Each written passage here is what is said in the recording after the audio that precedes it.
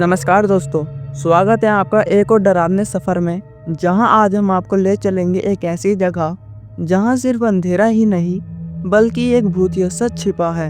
अगर आपको हॉरर कहानियां पसंद है तो वीडियो को लाइक करें, कमेंट करें और सबसे ज़रूरी चैनल को सब्सक्राइब करके बेल आइकन दबाना ना भूलें ताकि आप एक भी भयानक कहानी मिस ना करें।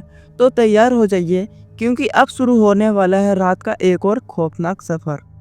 साल 2018, जगह लखनऊ का एक पुराना हॉस्टल। 4 दोस्त श्रेया, निधि, प्रियंका और अनामिका कॉलेज की छुट्टियों में हॉस्टल में ही रुकी थी। एक रात उन्होंने मोबाइल पर एक वीडियो देखा जिसमें ब्लडी मैरी गेम के बारे में बताया गया था। इस खेल को खेलने के लिए किसी अंधेरे कमरे में जाकर एक मोमबत्ती जलानी होती है और 3 बार ब्लडी मैरी बोलते हुए शीशे में देखना होता है। ऐसा कहा जाता है कि अगर कोई आत्मा तुम्हें जवाब दे तो वह तुम्हारी किस्मत बदल सकती है या जिंदगी भी खत्म कर सकती है। प्रिया हंसते हुए बोली, ये सब बकवास है, डरपोक लोग ही ऐसे गेम्स से डरते हैं, चलो खेलते हैं ना। बाकी लड़कियां पहले तो हिचकिचाई लेकिन फिर रोमांच में आकर राजी हो गईं। कमरे की लाइट बंद की गई, मोमबत्ती जलाई गई और सबने गोल घेरा बनाकर शीशे के सामने खड़े हो गए। तीनों ने एक साथ बोला, bloody Mary, bloody Mary, bloody Mary. कुछ पल तक कुछ नहीं हुआ, फिर अचानक कमरे का तापमान गिरने लगा, मोमबत्ती की लो कांपने लगी और शीशे में एक धुंधली आकृति उभरने लगी। श्रेया घबराते हुए बोली, ये कोई मजाक तो नहीं है ना? अचानक शीशे से एक खून से सना हाथ बाहर निकला और एक आवाज गूंजी, तुमने मुझे बुलाया, अब भुगतो। जैसे ही शीशे से वो खून से सना हाथ बाहर आया, चारों लड़कियां चीख पड़ी और मोमबत्ती गिर गई। पूरा कमरा अंधेरे में डूब गया। उस अंधेरे में बस एक चीज साफ सुनाई दे रही थी, ब्लडी मैरी, अब कोई नहीं बचेगा। श्रेया ने टॉर्च ऑन की लेकिन जैसे ही लाइट शीशे की ओर पड़ी वो आकृति गायब हो चुकी थी। सबने सोचा शायद ये उनका वहम था, पर असली डर तो अब शुरू हुआ था। रात को सोते समय निधि को किसी ने बालों से खींचकर बिस्तर से नीचे गिरा दिया। उसके मुंह से चीख निकली। बाकी लड़कियां भागी हुई आईं। निधि कांपती हुई आवाज में बोली, किसी ने मुझे छुआ, वो यहाँ है, ब्लडी मैरी यहाँ है। दीवार पर खून से एक मैसेज लिखा था, एक गया, अब 3 बाकी। अब मजाक नहीं रहा था। सब समझ चुके थे कि उन्होंने किसी ताकत को गलती से बुला लिया है और अब वो ताकत उनके पीछे है। अगले दिन प्रिया अचानक हॉस्टल के बाथरूम में बंद हो गई। जब दरवाजा तोड़ा गया तो दीवार पर खून से लिखा था, 2 गया, अब 2 बाकी। लेकिन प्रिया कहीं नहीं मिली। बस आईने पर एक धुंधली छाया दिख रही थी। प्रिया के रहस्यमय गायब होने के बाद हॉस्टल में डर का माहौल बन चुका था।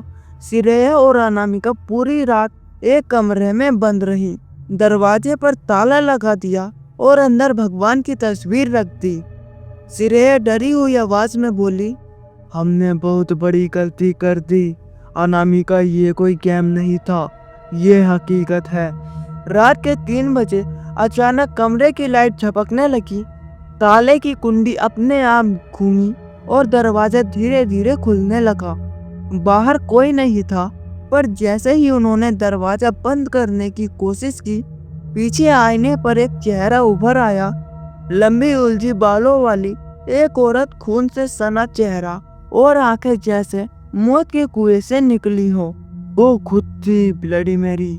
ब्लडी मैरी ने धीरे से फुसफुसाते हुए कहा, तुमने मुझे बुलाया, अब हर रात एक को ले जाऊंगी, मौत अब खेल बन चुकी है। अचानक अनामिका जमीन पर गिर पड़ी, जैसे किसी ने उसकी गर्दन दबाई हो। श्रेया ने भागकर घंटी बजाई, चिल्लाई, लेकिन कोई नहीं आया।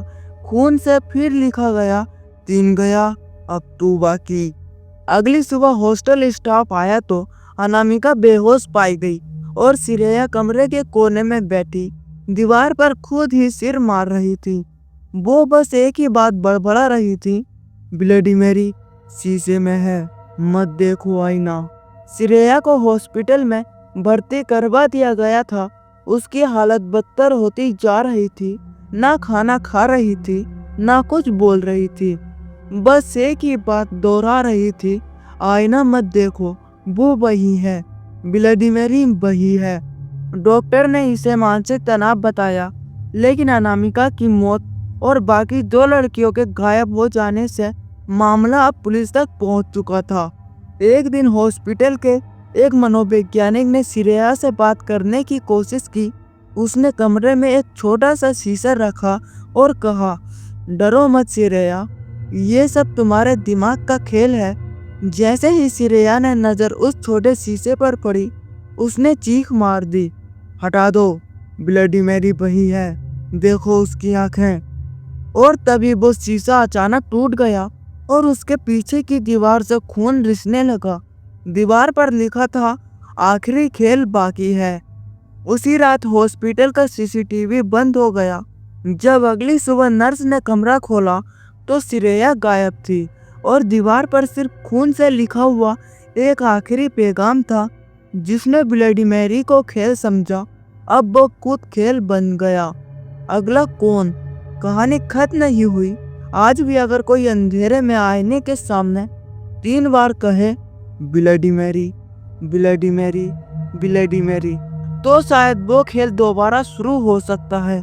क्या आप खेलने की हिम्मत रखते हैं? अगर आपको ये कहानी पसंद आई तो बताइए अगली कौन सी कहानी सुननी है। पुरानी हवेली, शापित गुड़िया या कोई सच्ची घटना कमेंट में जरूर बताएं।